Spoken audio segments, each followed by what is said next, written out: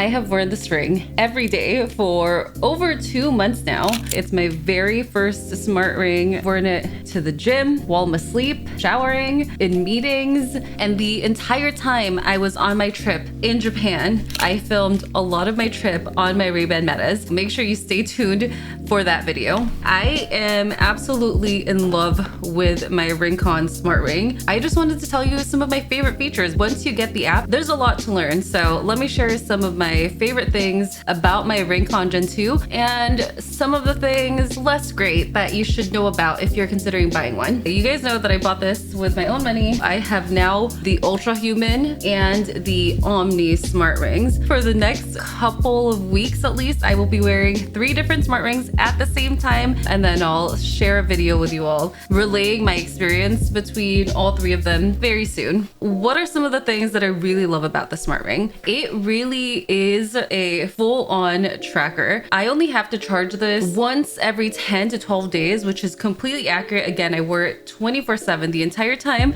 I was walking like 20,000 steps on average in Japan, and still I only had to charge it one time the entire trip that I was there, and I was there for 2.5 weeks. And that's something that is crucial if you really want to understand your biometrics and what's going on in your body.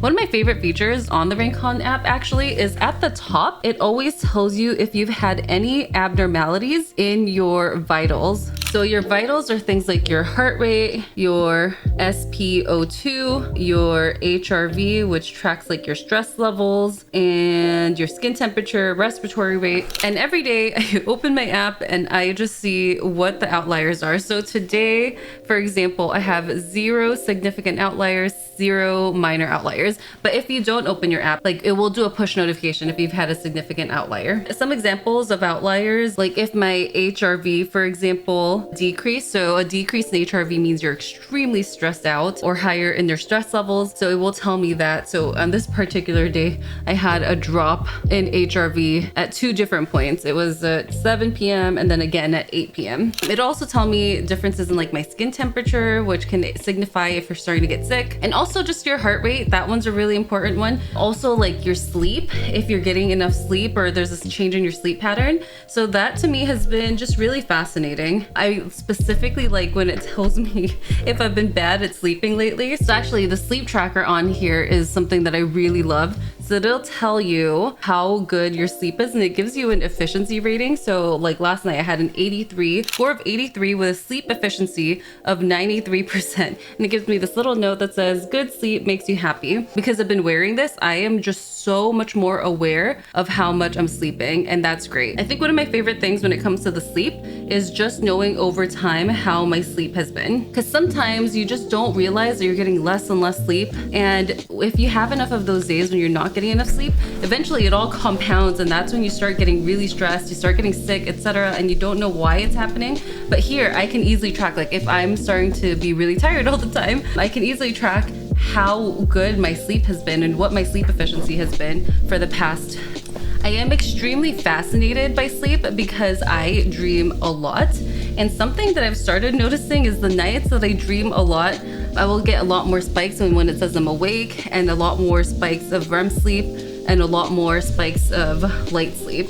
Another thing I really like about this ring is like it does very accurately track your steps, which is so nice. I feel like I definitely walk so much more just having this ring on. And it does have a similar design like the Apple Watch, where you set your activity level that you want and then you complete your rings, which is always really satisfying. Because you don't have to start when you're working out and when you're stopping your workout, it always just tracks absolutely everything for you. I love the fact that it can track your stress levels. Something just really unusual and quite fascinating is a normal person, their HRV is between like 30 to 100 on average. That's the normal person. I think maybe even 40 and 100. And your HRV tracks how stressed you are. The lower it is, the more stressed you are. For me, when I'm asleep, my HRV goes to like crazy levels. Like I said, I dream a lot and I'm very active in my dreams, and my HRV goes down as low as 11 which I don't even know if that's human at this point. I don't know what that means. I think I'm okay. But that's such a fascinating metric to me, like that's what happens to me when I'm asleep. And of course, something else that's really useful for me on this app is like my menstrual cycle tracker. That is super helpful. It says these cute little notes. For example, it says, today is you. You are in your ovulation window. This is when your ovaries release a mature egg. Your hormone levels are higher, which may leave you feeling more energetic or in a positive mood. Maintaining a healthy routine and engaging in moderate exercise can help keep your body in good shape. Yeah, I just like these little notes. Sometimes it helps me understand myself a little bit better and why I'm in a certain mood for the day. Also, there is, of course, the trends. The trends is really interesting. So it shows you your historical data, which shows you your recent 7-day average. Mine are terrible. My recent 7-day average for sleep is 5 hours and 28 minutes. My stress scores though, look, I have a little happy face. Look, I'm a little happy face today. So I really like that they give you a stress number between 1 and 100. Low stress level is between 1 to 29. Normal stress level is between 30 to 59. So mine was 58 for the past week, so that's good. 60 to 79 is moderate stress level, and 80 to 100 is extremely high stress level. It's just interesting because my stress level is probably only high because it goes so high when I'm asleep, which is weird. But otherwise, I try really hard to keep balance and keep a good, healthy mindset. What I really like about the stress tracker, I'm able to see over time, like every single day, what my stress levels are, when I'm the most stressed during the day, when I'm the least stressed, etc.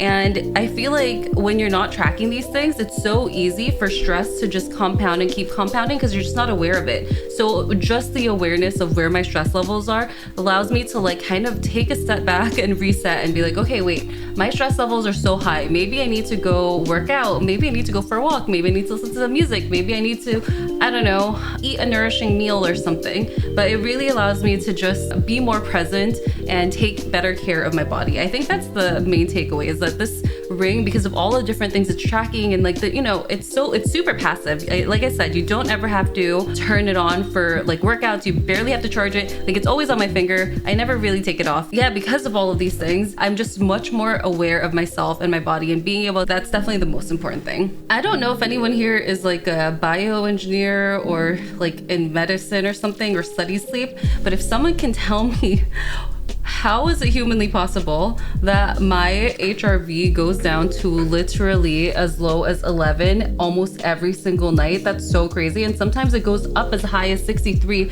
in the same night. I am baffled by this. I feel like someone should put me in a sleep study or something. There is this plan section of the app. It's you can customize a plan using AI, and you can pick what you want, improve sleep regularly, time asleep goal met, or workout goals or something. I've not really used this yet. I probably should, but there is AI built into this that helps you make a plan for yourself. Okay, you know what? Maybe I'll just do improve sleep regularity. I'm gonna try this and then I'll report back to you if it actually helps. So it says it lasts for 14 days.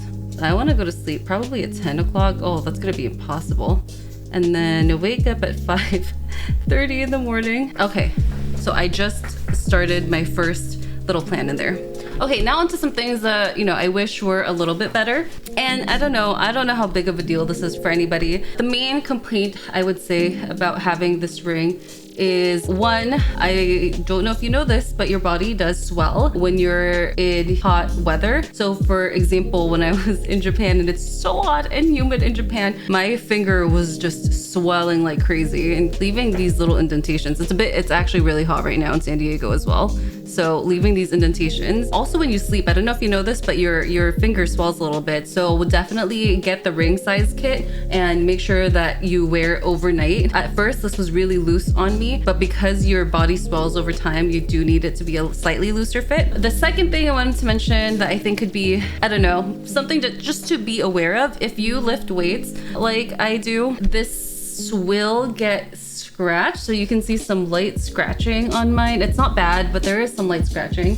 Anyway, what I did to combat this or to resolve this is I do have all of these little silicone covers, and I did try it with these other 2 new rings that I just got, and it actually works on all of them. So if you do have a smart ring and you intend to work out and you just don't want to ruin this, you can get these little silicone covers. It's really easy. I just put them on right as I get to the gym, and then I take it off right after.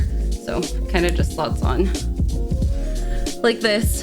I will say, with you are doing deadlifts specifically, that can get annoying. I have not found a solution to it. So far it's worked out. I kind of just move it out of the way a little bit, like raise it on my finger, or maybe I move it to a different hand while I'm doing the deadlifts. But otherwise it's been perfectly fine. This only really matters if you're lifting weights. If you're not lifting weights, this is perfectly fine. I have no issues with any cardio or whatever that I do with this. Anyway, that's it. So I will be testing out these other 2. And if you're interested in the Ringcon, I love it so far, even without testing these other 2. And I'll make sure to link it below in the description. And I'll also link these things in the description in case you want to get some of them yourself. Okay, I will see you next time. Make sure you're subscribed so you can catch my Ray-Ban Meta Japan vlog video, but also updates on me comparing this ring to the other rings that I just got. All right, I will see you next time. Goodbye.